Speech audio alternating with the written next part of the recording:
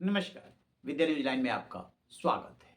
4 मई को 5 राज्यों के विधानसभा चुनाव परिणाम जैसे ही आया, पश्चिम बंगाल और तमिलनाडु में एकदम उलटफेर हो गया।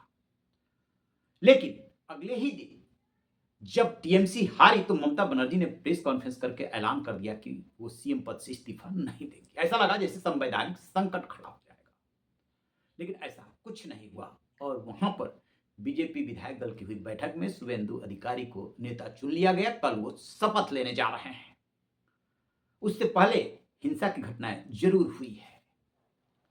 दूसरी तरफ इससे भी बड़ा उलटफेर हुआ तमिलनाडु में। वहां की जो द्रविड़ पॉलिटिक्स थी, जो कि चली आ रही थी लंबे समय से, लगभग 60 साल से, उसको चुनौती दे दी एक अभिनेता ने।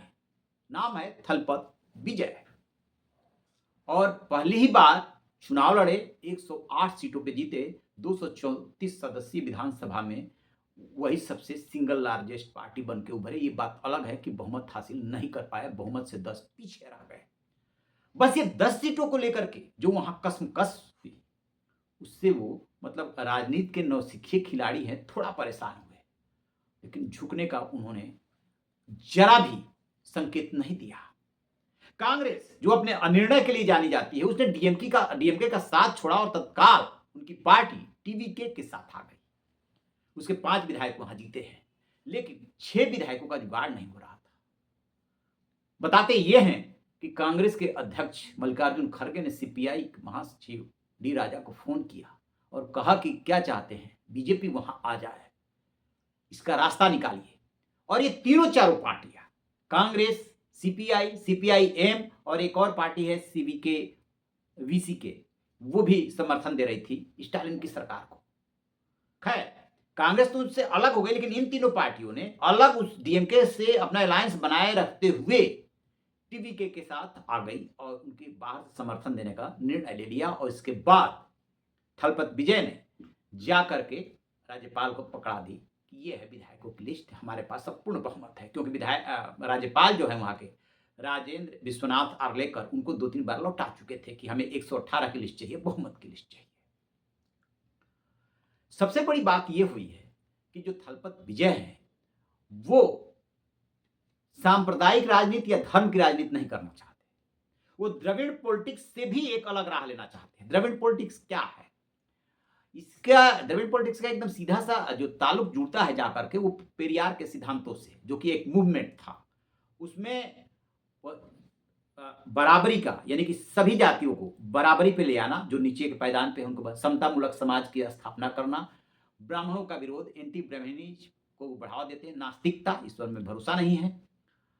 और उसी से मिलते जुलते एआईएडीएमके, क्योंकि वो डीएमके से ही निकली, उसके सिद्धांत हैं। बस वो नास्तिकता को पे उतना सख्त नहीं है, लिबरल है, और वहां करिश्माई व्यक्तित्व और नेतृत्व जुड़ जाता है। थोड़ा बहुत और कुछ मामलों में वो लिबरल हो गए, बाकी उनके भी वैसे ही सिद्धांत है।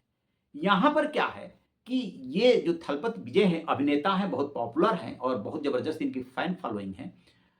ये भी नास्तिकता को छोड़ देते हैं, समतामूलक समाज के स्थापना चाहते हैं, कास्ट न्यूट्रल हैं, और ये उसमें ट्रांसपेरेंसी जोड़ लेते हैं। क्योंकि जो द्रविड़ राजनीति करने वाली दोनों पार्टियां रही, एआईएडीएमके और डीएमके, ये जो है परिवारवाद उसमें ले आ दिए, भ्रष्टाचार ले आ दिए, ट्रांसपेरेंसी का अभाव हो गया, ये सब कुछ ये जोड़ लेते हैं और जेन जी को अपने साथ जोड़ लेते हैं। अब इन्हें कुछ कर दिखाने की चुनौती है। तो इनकी जो राजनीति है वो कहीं से भी दूर दूर तक बीजेपी और डीएमके से मेल नहीं खाती। और इधर जिस तरीके से आर्लेकर यानी कि राज्यपाल इनको बार बार कह रहे थे कि बहुमत आपके पास नहीं है, उसको लेकर उनकी आलोचना हो रही थी कि ये तो टेस्ट होगा विधानसभा में, आप क्यों राजभवन में कैसे टेस्ट कर सकते हैं। लेकिन यहाँ पर विजय थलपति ने बहुत ही होशियारी से काम लिया, राज्यपाल से उलझे नहीं, हमेशा हंस के ही मिलते रहे और बहुमत का जुगाड़ करते रहे। सो हो गया और उन्होंने चिट्ठी पकड़ा दी। इसी बीच में क्या हुआ है, कैसे माना जा रहा है, कपिल सिब्बल बीच में आए और वो कह रहे हैं कि राज्यपाल अपने मन से तो कर नहीं रहे थे, भूल गए महाराष्ट्र, जबकि आपने देवेंद्र फडणवीस और अजीत पवार को रातों रात जो है शपथ दिला दी थी, बहुमत तो तब नहीं था आपके पास। भूल गए अटल बिहारी वाजपेयी की 1996 की सरकार, जब आप सिंगल लार्जेस्ट के आधार पर बुलाए गए थे, आपके पास बहुमत तो नहीं था। बहुमत सिद्ध करने का अधिकार राजभवन नहीं है, विधानसभा है। और और कपिल सिब्बल ये भी उसमें आगे जोड़ देते हैं कि वो राज्यपाल अपने मन से नहीं कर रहे थे, केंद्र के इशारे पे कर रहे थे। अब केंद्र सवाल ये है कि जब उसके बीजेपी के और केंद्र सरकार के जो चाणक्य माने जाते हैं, वो अमित शाह माने जाते हैं, तो क्या ये माना जाए कि अमित शाह के इशारे पे कर रहे थे? तो अमित शाह या बीजेपी या केंद्र सरकार क्या चाह रही थी? दरअसल साउथ में खुद जोर लगाने के बावजूद भी एक कर्नाटक को छोड़ दे तो बीजेपी को एंट्री नहीं मिल पा रही है। पर्टिकुलर यदि बात यहाँ पे सिर्फ तमिलनाडु की करें तो उसे एक सीट मिली है।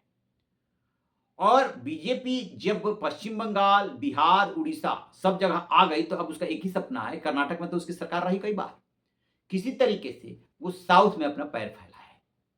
4 राज्य उससे बचे रह जाते हैं। केरल में अब की बार उसके 3 विधायक जीते हैं, तमिलनाडु हो गया, आंध्र प्रदेश हो गया, तेलंगाना हो गया, वहां पे भी उसके जीत जाते हैं। सबसे ज्यादा उसके लिए टफ जो है तमिलनाडु ही रहता है। तो वो ये चाह रहे थे कि ये जो विजय थलपति है, ये उनके साथ यानी कि एआईएडीएम के साथ मिलकर के सरकार बनाए। एआईएडीएम के साथ बीजेपी का गठबंधन है और यही वजह है कि एआईएडीएमके के विधायकों को भेज दिया गया पुडुचेरी और उनसे ये कहा गया कि परेशान होने की जरूरत नहीं है, सरकार हमारी बनेगी। एक खबर ये भी आ गई कि डीएमके और एआईडीएमके जो एक दूसरे के धुर विरोधी हैं, वहीं से निकल करके एमजी रामचंद्रन डीएमके से निकल करके उन्होंने एआईएडीएमके बनाई थी और उनमें पटती नहीं है आपस में। बाद में जो है उनके जो उत्तराधिकारी बनी जयललिता, उनकी भी नहीं पटी। आपको सीन याद होगा जब करुणानिधि आ रहे थे, जयललिता जीती थी, किस तरीके से पुलिस से गुत्थम गुत्था हुई थी, तो दोनों में नहीं पड़ती। तो ये भी बात चल निकली कि दोनों के बीच में गठबंधन हो सकता है। हालांकि एक के 59 और दूसरे के 47 मिलकर के बहुमत नहीं बन रहा था, लेकिन ये बात चल निकली। जब ये बात चल निकली तो थलपति ने साफ साफ कह दिया कि उसके 108 विधायक रिजाइन कर देंगे और रिजाइन कर देते तो क्या होता, सरकार तो फिर भी बन जाती। लेकिन जब आप चुनाव मैदान में जाते 6 महीने के अंदर चुनाव कराना पड़ता, तब जब जनता का जो ज्वार उमड़ता उसको आप रोक नहीं पाते। ठीक है कि चुनाव 108 पे ही होता, मान लीजिए कोई 108 फिर से जीत लेते, क्या मैसेज आता और जीत का अंतर बढ़ा लेते, तो आज नहीं तो कल उनको प्रचंड बहुमत मिलता है, लोगों की सहानुभूति मिल जाती, जैसा कि यहाँ पर दिल्ली में जो है अरविंद केजरीवाल को मिल गई थी 49 दिन की सरकार में। जैसे ही वो हटे, दोबारा चुनाव हुआ तो प्रचंड बहुमत से आया, सबका उन्होंने सफाया कर दिया था। तो वहां पर विजय थलपति ने साफ साफ स्टैंड ले लिया कि कुछ भी हो जाएगा, हम जो है वो धर्म की राजनीति नहीं करेंगे और हमारे विचार इनसे मेल नहीं खाते हैं तो इनके साथ नहीं जा सकते और एआईएडीएमके का उनके साथ रिश्ता। तो जो ये चाहते थे वो उन्होंने नहीं किया और कांग्रेस ने इसमें इनकी मदद की, लेफ्ट से बात कर ली। लेफ्ट ने ये जरूर किया कि बीच का रास्ता निकाला, उधर डीएमके से अपना अलायंस बनाए रखा और इनको बाहर से सपोर्ट कर दिया। कांग्रेस के बारे में कहा जा रहा है कि शायद वो सरकार में भी शामिल हो सकती है, तो उसका तो नाता टूट गया। क्योंकि इसी बीच में एक और बड़ा डेवलपमेंट हो जाता है कि डीएमके ने चिट्ठी लिख दी स्पीकर को कि उनके सांसदों की अब अलग बैठने की व्यवस्था की जाए। अभी तक तो कांग्रेस के साथ थे, गठबंधन में थे, अब वो गठबंधन टूट गया और डीएमके ने साफ साफ उस पर आरोप लगा दिया था कि पीठ में छुरा भोंका है, धोखा दिया है कांग्रेस ने।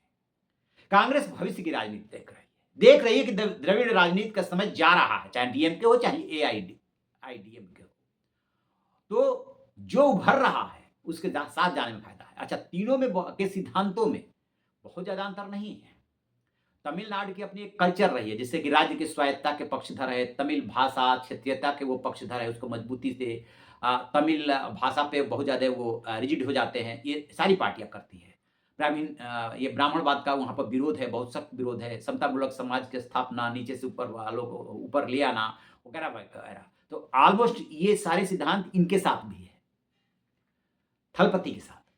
बस ये 2-3 चीज जोड़ लिए हैं और लेकिन हाँ, एक चीज पे वो स्टैंड लिए हुए हैं कि इनके साथ धर्म की राजनीति हम नहीं कर सकते। तो केंद्र के यदि कपिल सिब्बल की बात माने, केंद्र के सख्त संदेशों के बावजूद विजय थलपति झुके नहीं और लेफ्ट का समर्थन मिलते ही उन्होंने अपना बहुमत भी हासिल कर लिया। इसी बीच में एक और घटना हुई जिससे पता चल रहा कि हाँ, कुछ कुछ तो पर्दे के पीछे चल रहा था।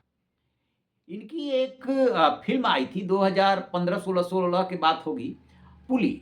उसमें क्या हुआ कि जो इनको पैसे मिले थे वो उसका मेजर पोर्शन तो चेक के माध्यम से था, थलपति विजय के को जो मिला था और उसमें लगभग 4 करोड़ 93 लाख 5 करोड़ मान लीजिए, 5 करोड़ जो है रुपया उसमें इनको मिला था, कैश में मिला था और 16 करोड़ जो है चेक में मिला था।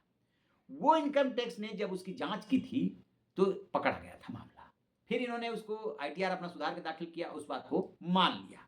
इसके बाद इन पे पेनाल्टी लगी, जुर्माना लगा, ये अपील में गए, एक अपील लेकर के इनकम टैक्स में ही गए, दूसरे अपील में हाई कोर्ट में चले गए, वो मामला अभी चल ही रहा था। तब तक एक व्यक्ति राजकुमार जो है वो चेन्नई का ही, वो चला जाता है हाई कोर्ट में और कि इन पे ऐसे-ऐसे जुर्माना लगा था, लिहाजा इनके ऊपर एफआईआर की जाए। तो रजिस्ट्री कह देती है कि ये तो मेंटेनेबल ही नहीं है। बाद में कुछ उसमें होता है, ये मार्च में वो जाते हैं, बाद में कुछ उसमें होता है और अचानक जो हाई कोर्ट है, मद्रास हाई कोर्ट, वो एक्टिव होता है, खास तौर से उसमें जो है चीफ जस्टिस भी होते हैं और उसको कहा जाता है रजिस्ट्री को कि इसको लिस्ट कीजिए। अभी उसमें कुछ हुआ नहीं है, लेकिन जैसे ही लिस्ट करने की बात आई उस मामले में, जब उसमें एफआईआर की बात है, फिर ये बात है कि इनकम टैक्स ने जो है, जो कुछ भी पाया है उसको ईडी के सामने रखा जाए कि कहीं पीएमएलए के तहत तो मामला नहीं बन रहा है। तो ऐसा लगा जैसे कि इनको घेरने के लिए अचानक घटनाक्रम तेजी से मुड़ने लगा है। और कैसे जो मामला ठंडा पड़ा हुआ था, जिसको रजिस्ट्री ने माना ही नहीं कि ये इसको ये मेंटेनेबल भी है, उसपे अचानक ये सब क्यों होने लगा? तो हो सकता है राजनीति में ये सब कुछ होता है, लेकिन इसी बीच में इनको पास विधायकों की संख्या हो गई, तो सीएम तो ये कल बनने जा रहे हैं, 11 बजे कल ये भी शपथ लेंगे और उधर पश्चिम बंगाल में शुभेंदु अधिकारी भी मुख्यमंत्री पद की शपथ लेंगे। लेकिन यहीं पे मामला खत्म हो जाएगा, राजनीति में ऐसा नहीं होता है। और खास तौर से इस समय जो केंद्र में सरकार है, वो तो साम-दाम दंड-भेद अपनाती ही अपनाती है। तमिलनाडु में उसे गहरा झटका लगा है। जो उसके अपने नेता थे, उनके वो किनारे कर दिए गए थे। जो उम्मीद थी वो कि एक बार डीएमके आएगी और एक बार एआईएडीएमके आएगी, वो हुआ नहीं और तमिलनाडु की राजनीति चल दी है दूसरी दिशा में, तो बीजेपी उसमें अपने लिए रास्ता तलाश रही है। फिलहाल उसे मौका नहीं मिला है, तो आगे वो उनको छोड़ देगी, इसमें डाउट है। आपको क्या लगता है? कमेंट बॉक्स में ज़रूर बताइएगा। Thank you.